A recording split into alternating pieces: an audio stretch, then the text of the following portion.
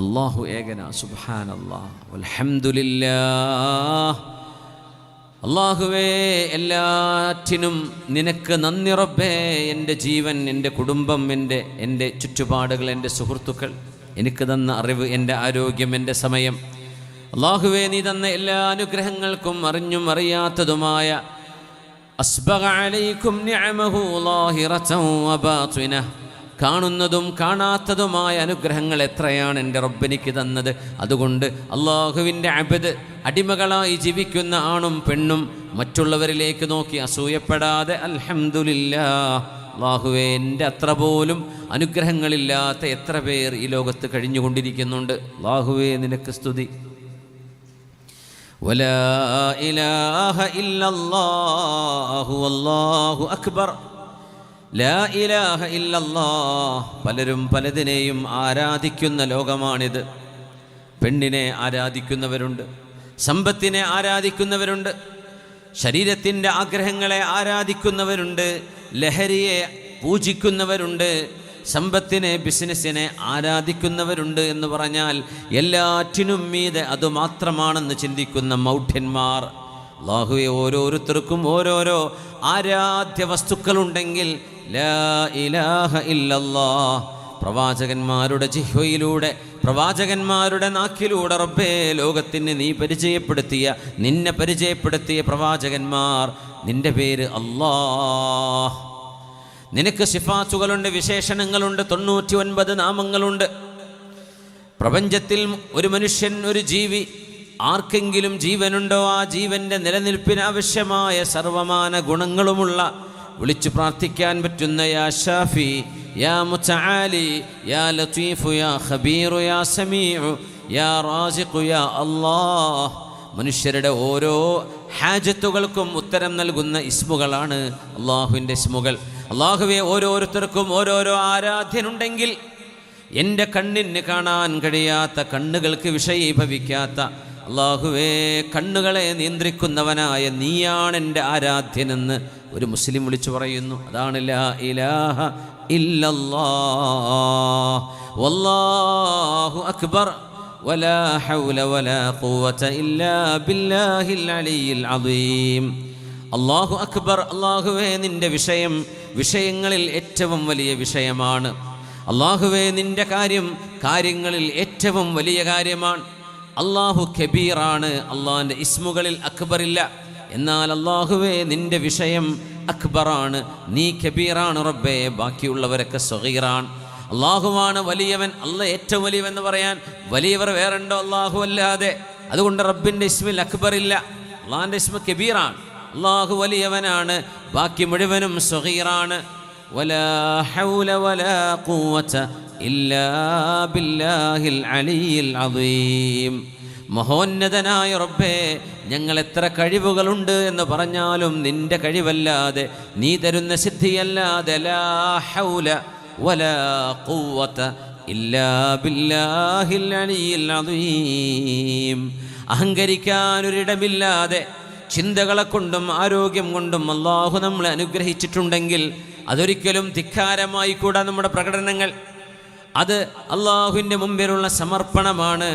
നിസ്കരിക്കാൻ വരണേ, ഹയ്യ അലസ്വലാ, ഹയ്യ അലൽ ഫലാഹ് എന്ന് വിളിക്കുമ്പോഴും നമ്മൾ മറുപടി പറയുന്നത് ലാ ഹൗല വലാ ഖുവത ഇല്ലാ ബില്ലാഹ്.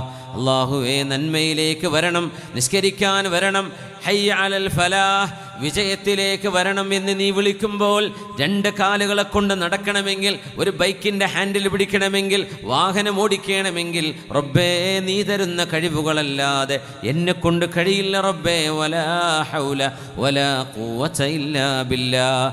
തിന്മകളിലേക്ക് പോകാതെ മാറി നിൽക്കണമെങ്കിൽ, തെറ്റുകളിലേക്ക് പോകാതെ മനസ്സിനെ നിയന്ത്രിക്കണമെങ്കിൽ അല്ലാഹുവേ നിൻ്റെ സഹായം വേണം, നിൻ്റെ തുണ വേണമെന്ന് അല്ലാഹുവിനോട് ദുആയിരന്നു കൊണ്ട് ജീവിക്കുന്നവരാണ് സത്യവിശ്വാസികളായ യംശൂന മുത്മഇന്നീൻ, ശാന്തരായി സമാധാനത്തോടെ ജീവിക്കുന്ന മുഅ്മിനീങ്ങൾ.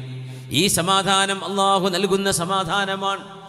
ഈ ചിന്തകൾ മുഴുവനും പടച്ചവനെന്ന നമ്മുടെ മേൽ അധികാരിയായ രാവും പകലും വഖ്തിലാഫിൽ ലൈലി വന്നഹാർ, രാവും പകലും മാറി മാറി കൊണ്ടുവരുന്ന അള്ളാഹു നിശ്ചയിച്ച ദിവസമോ പകലോ രാവോ എത്തുമ്പോൾ ഇവിടെ നിന്ന് യാത്ര പറഞ്ഞു പോകുന്നവരാണ് ഞാനും നിങ്ങളും. അതിനിടയിലുള്ള കുശുമ്പെന്തിന്, അതിനിടയിലുള്ള അസൂയ എന്തിന്, അതിനിടയിലുള്ള പകപോക്കൽ എന്തിന്, അതിനിടയിലുള്ള വൈരാഗ്യം എന്തിന്, അതിനിടയിൽ എന്തിന് ഉപദ്രവിക്കണം? ചെയ്യാൻ പറ്റുന്ന നന്മകൾ മുഴുവനും ചെയ്ത് കണ്ണു പൂട്ടാൻ നേരമാകുന്ന ആ ഒരു സമയത്ത് റബ്ബേ, എന്തൊരു ലക്ഷ്യത്തിനാണോ നീ എന്നെ പറഞ്ഞയച്ചത്, ആ ലക്ഷ്യം ഞാൻ സാക്ഷാത്കരിച്ചിരിക്കുന്നു എന്ന് അള്ളാഹുവിനോട് പറയാൻ കഴിയുന്ന ഒരു ജീവിതം, ഇതാണ് വിജയത്തിൻ്റെ ജീവിതം. സമ്പത്തില്ലെങ്കിൽ പ്രശ്നമില്ലല്ലോ, അവിടെ വീടില്ലായിരുന്നു പ്രശ്നമില്ല, ബിസിനസ്സുകളില്ലായിരുന്നു പ്രശ്നമില്ല. പക്ഷേ അള്ളാഹുവിന് ശുക്ർ ചെയ്യുന്ന ഒരു ഹൃദയവും ദിക്ർ ചൊല്ലുന്ന ഒരു നാവും നിങ്ങളുടെ കൂടെയുണ്ടെങ്കിൽ നിങ്ങൾ വിജയിച്ചവരാണ്. അള്ളാഹുവിനോട് നന്ദി ചെയ്യുന്ന ഒരു ഹൃദയവും പടച്ചതമ്പുരാന് ദിക്ർ ചൊല്ലുന്നൊരു നാവും നിങ്ങൾക്കുണ്ടെങ്കിൽ നിങ്ങൾ വിജയിയാണ്. അത് വിജയത്തിൻ്റെ ലക്ഷണമാണ്, ജീവിതത്തിൻ്റെ സാഫല്യമാണ്. അല്ലാഹുവേ, ഞങ്ങൾക്ക് നീ അനുഗ്രഹം നൽകണേ തമ്പുരാനേ. ആമീൻ യാ റബ്ബൽ ആലമീൻ. അതുകൊണ്ടാണ് ലാ ഇലാഹ ഇല്ലല്ലാഹ് എന്ന് പറയുന്ന തൗഹീദിൻ്റെ വിഷയങ്ങളിൽ ഏറ്റവും വലിയ വിഷയമായി മാറുന്നത്. ആ വചനത്തിലേക്കുള്ള മാർഗദർശനം നമ്മുടെ വാക്കുകളോ നമ്മുടെ പ്രവർത്തനങ്ങളോ നമ്മുടെ ചിന്തകളോ നമ്മുടെ ഇടപെടലുകളോ അതിനെ സാധ്യമാക്കുകയാണെങ്കിൽ, യാ അലി, അലിയാരെ, ലഅൻ യഹ്ദിയല്ലാഹു ബിക റജുലൻ വാഹിദൻ ഖൈറുൽ ലക മിനദ് ദുനിയാ വമാ ഫീഹാ. അലിയാരെ, ഈ ലോകത്തുള്ള സർവമാന സമ്പത്തും നിങ്ങളുടെ കൈകളിൽ വന്നുപെടുന്നതിനേക്കാളും ഏറ്റവും വലിയ അനുഗ്രഹം ഞാൻ പറഞ്ഞു തരട്ടെയോ? ലോകത്തുള്ള സമ്പാദ്യം മുഴുവനും, ലോകത്തുള്ളത് ഏതെങ്കിലും ഒരു മുതലാളിയുടെ കയ്യിലുള്ളത് എന്ന് മാത്രമല്ല, ലോകത്തുള്ള സർവമാന റിസർവ് ബാങ്കുകളുണ്ട്, അല്ലാത്തതുണ്ട്, സമ്പത്തിൻ്റെ സ്രോതസ്സുകളുണ്ട്, മൈനുകളുണ്ട്, ഫാക്ടറികളുണ്ട്, ഇൻഡസ്ട്രികളുണ്ട്, എന്തെല്ലാമുണ്ടോ ഇതെല്ലാം നിങ്ങളുടെ കൈകളിൽ, നിങ്ങളുടേത്. അതിൻ്റെ ആധാരമൊക്കെ നിങ്ങളെ കയ്യിൽ കിട്ടുക എന്ന് സങ്കല്പിച്ച് നോക്കൂ. ഇതിനേക്കാളൊക്കെ വലുതെന്താണെന്നറിയോ? നിങ്ങളെ കൊണ്ടൊരു മനുഷ്യൻ നന്നാവലാണ്.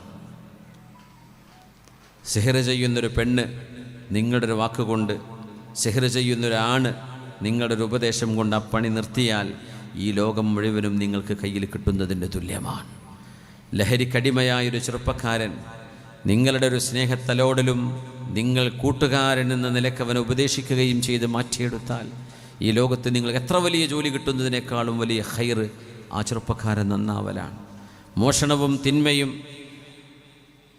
അള്ളാഹു അരുതെന്ന് പറഞ്ഞത് ജീവിതത്തിൻ്റെ തൊഴിലായി കൊണ്ടു നടക്കുന്ന ആളുകളെ നിങ്ങളുടെ ഒരു ഇടപെടൽ കാരണം നന്നാക്കിയെടുക്കാൻ പറ്റിയാൽ അത് വലിയ ഗുണമാണ്. നമ്മുടെ ക്യാമ്പസുകൾ, നമ്മൾ പറയുന്നത് നമ്മുടെ മക്കൾ അവിടെ ചെന്ന് വഴിതെറ്റിപ്പോവരുത് എന്ന് മാത്രമല്ല, നമ്മുടെ മക്കൾ അവിടെയുള്ള തെറ്റുകളെ തിരുത്താൻ കാരണക്കാരാവണം. നമ്മുടെ മക്കൾ ആ ക്യാമ്പസിലെ ദുർനടപ്പുകാരായി ജീവിച്ച് ജീവിതം വഴിതെറ്റിപ്പോകാനിടയുള്ള മക്കളെ, സ്വന്തം അനുജന്മാരെ, ജ്യേഷ്ഠന്മാരെ, കൂട്ടുകാരെ നേർവഴിയിലേക്ക് നടത്താൻ കഴിയുന്നവരായി നമ്മുടെ മക്കൾ മാറണമെന്നാണ്. അള്ളാഹു തൗഫീക്ക് ചെയ്യട്ടെ, അള്ളാഹു തൗഫീക്ക് ചെയ്യട്ടെ.